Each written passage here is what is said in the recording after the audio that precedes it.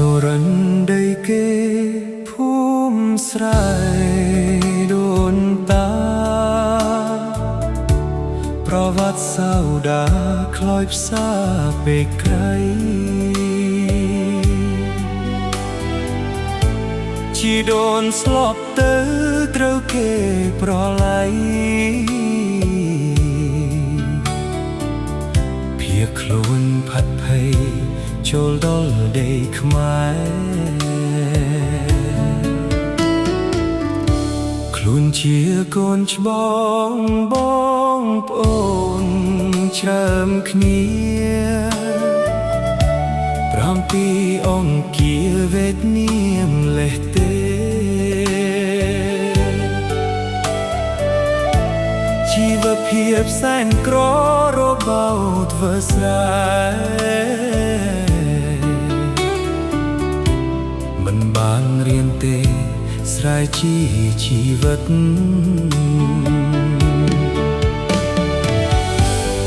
ជួរស់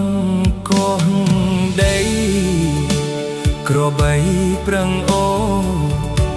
ត្រដាបត្រដួស្លាប់រស់លែងកឹក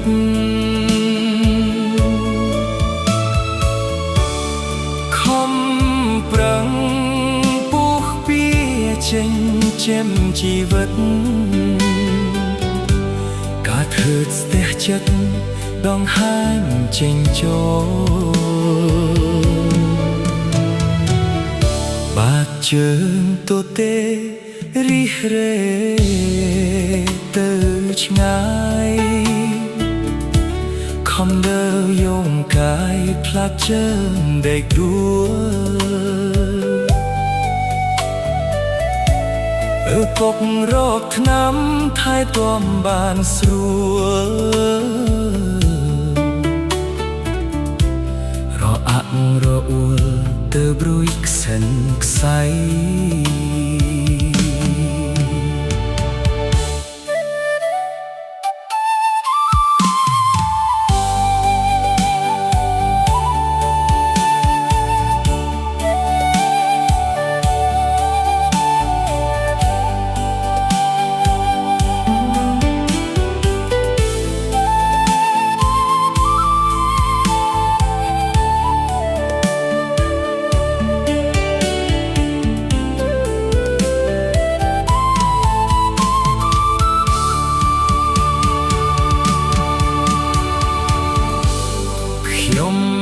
ច្រៀងដំណាកូនគ្រាភូមិខ្ញុំមកដល់ជំរំលំពុកស្រុកថៃ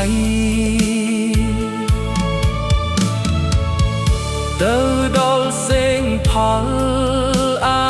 មេរិកបូរីផ្លោះទៅក្រុងថ្មីស្តុកតុនឃារី